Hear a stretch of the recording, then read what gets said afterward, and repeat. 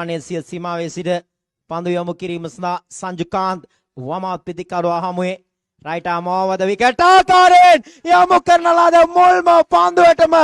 ආකර්ෂණීය ෆ්ලික් පහරක් කෙල්ල කරනවා චාමික ලක්ෂාන්. තවමත් නොමේරු වයසක පසු වන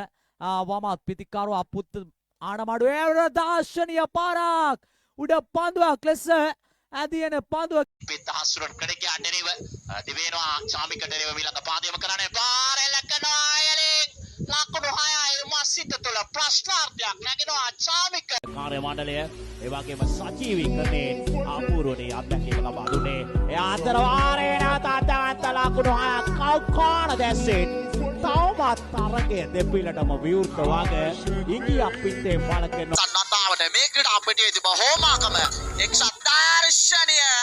බ්ලික් කිරීම මනරම් දාබර ක්‍රාරොලි හිත